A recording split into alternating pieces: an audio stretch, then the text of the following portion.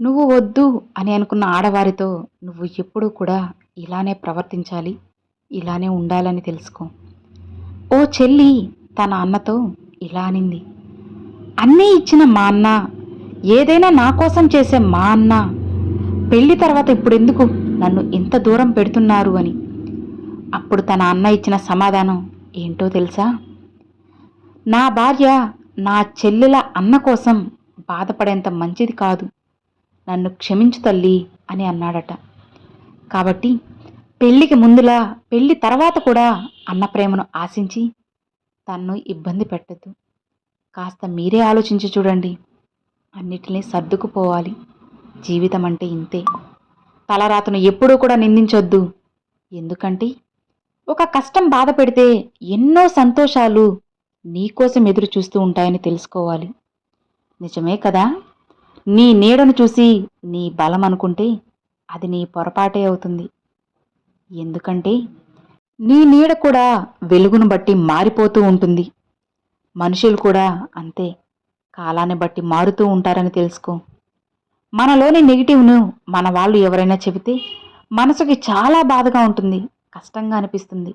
కానీ ఎందుకు అన్నారని ఆగి ఆలోచిస్తే మన తప్పు ఏంటో మనకు తెలుస్తుంది. లేకపోతే ఎలా ఎలా ప్రవర్తించాలో అర్థమవుతుంది. ఏదైతే అన్నారో అది ఆచరించి చూపించు. ఒకవేళ అన్నదానిలో ఏమైనా తప్పు ఉంటే అనుక్షణం నలిగిపోయే నరకం వాళ్ల వంతు అవుతుంది. ఇంత చిన్న విషయం కోసం ఎప్పుడూ కూడా నువ్వు బాధపడకు. ప్రాణంగా ప్రేమించిన వ్యక్తిని ఒకవేళ కన్నవారి కోసం వదిలేస్తే బంగారం మా కూతురు లేదా నా కొడుకు బంగారం అంటారు. చివరికి ఏదైనా సరే మా మాటే వింటారు అని అంటారు. అదే విషయం సొసైటీకి తెలిస్తే టైంపాస్ లవ్, అబ్బాయి మోసం చేశారంటారు, లేదా అమ్మాయి తెగించింది అని అంటారు. ఒకరి దృష్టిలో మంచి పని, ఇంకొకరి దృష్టిలో చెడ్డ పని, అలానే ఒక తప్పు ఒప్పు. నీకు జరిగిన ప్రతి విషయాన్ని కూడా పంచాయితీ పెట్టకు. ఎవరికి తోచింది వారు చెబుతూ ఉంటారు. నీ మనసుకు తెలియదా ఏది నిజమో ఏది అబద్ధమో? కాస్త నువ్వే ఆలోచించు. కొంతమంది పిల్లలకి అమ్మంటే కోపం, కొంతమందికి నాన్నంటే ద్వేషం. మీ కోపం, ద్వేషం ఏదైనా సరే, నీ కోపానికి ఆయుష్ ఉండవచ్చు, కానీ నీ కోపాన్ని భరించేంత వయసు, ఆయుష్ వాళ్ళకి ఉండదని తెలుసుకో. మన మంచి చెడు వాళ్ళు భరిస్తేనే ఇవ్వగలం. ద్వేషం కలిగినా చూపించకండి, ప్రేమను మాత్రమే చూపించాలి. కన్న రుణం, పెంచిన రుణం ఎప్పుడూ కూడా అస్సలు మర్చిపోవద్దు. మన అని మనం అనుకుంటే కదా అని సలహాలు చెప్తాము, కానీ అదేంటో చాలామంది చెడగొడుతున్నారని అంటారు. అందుకే ఎప్పుడూ కూడా నోరు పొదుపుగానే వాడాలి. సలహాలు అడిగిన వాళ్ళకే ఇవ్వాలి. అసలు అయినా మన పిచ్చి కానీ, మనం ఇది మంచి అని చెప్తే అనుకుంటాం, కానీ వాళ్లకు మంచి అనిపించాలి కదా.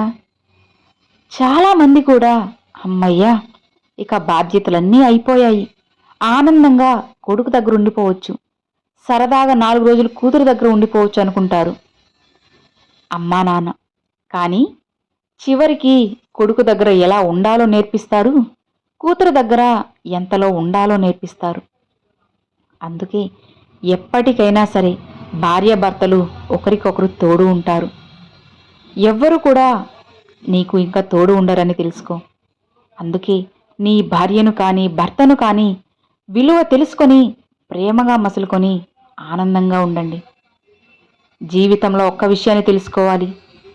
నిజాయితీగా ప్రేమించడం పెద్ద గొప్పేం కాదు.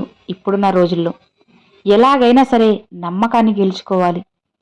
అలా నమ్మకం గెలుచుకుంటే చాలు, ప్రపంచమంతా నిన్ను తప్పు అన్నా సరే నీ పక్కనే నిలబడతారు.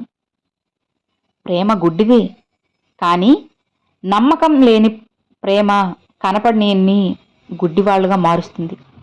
ప్రశ్నించగలదు.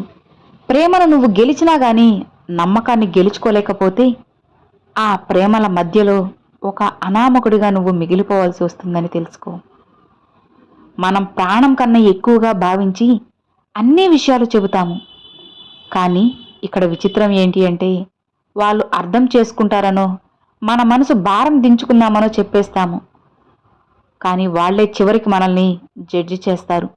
మనల్ని నమ్మడం మానేసి ఇలా తయారయ్యేవేంటి అని తిరిగి మనల్నే ప్రశ్నిస్తారు. అసలు నరకయాతన ఎలా ఉంటుందో సజీవంగా నరకయానికి వెళ్ళి మనకి చూపిస్తారు. ఇలా మన వేలుతోనే మన కన్ను పొడుచుకున్నట్టు అవుతుంది. నిజమే కదా? కాబట్టి నీ యొక్క రహస్యాలు ఎవరితోనూ కూడా నువ్వు అస్సలు పంచుకోకూడదు. చులకన అయిపోతావు. ప్రాణం లేని వస్తువులను నమ్మడమే మంచిది అనిపిస్తుంది. ఎందుకో తెలుసా? మోసం చేయడానికి, వంచన చేయడానికి పక్కన చేరి అంత తెలివితేటలు వస్తువుకు తెలియదు కదా. కానీ చాలాసార్లు చాలామందికి అనిపిస్తుంది ఈ విషయం. నిజమే కదా? చాలామందికి కూడా ఓ ఆరాటం ఉంటుంది. వాళ్ళు నా గురించి ఏమనుకుంటున్నారో, వీళ్ళేమనుకుంటున్నారో అని ప్రతి ఒక్కరూ అనుకుంటారు. ఎంత తపస్సు చేసినా నీపై ఉన్న అభిప్రాయాన్ని మార్చలేము కదా. 365 రోజులు నీ గురించే మాట్లాడడానికి నువ్వేమన్నా సెలబ్రిటీవా? కాదు కదా. వాళ్ళకి తగ్గ పనులుంటాయి. ఎవరేమనుకుంటున్నా సరే అస్సలు పట్టించుకోకు. నిన్ను నువ్వు ఉద్ధరించుకోవడానికి పుట్టావు గాని వేరే వాళ్ళ ఆలోచనలకు రూపంగా బ్రతకడానికి కాదు. అదొక్కటి నువ్వు గుర్తుంచుకోవాలి. ఒకప్పుడు ఎంతో ప్రేమగా ఉండేవారు కదా, సడన్గా మారిపోయారు ఏంటి అని అనుకుంటాము. కానీ అది ఉన్న ఫలంగా వచ్చిన మార్పు కాదు. నీతో ఉన్న అవసరం కారణంగా బయటపడ్డారు. అలా బయటపడినప్పుడు బాధపడకు. మనమే శాశ్వతం కాదు కదా. వీళ్ళు మధ్యలో వచ్చిన వాళ్ళు మాత్రమే.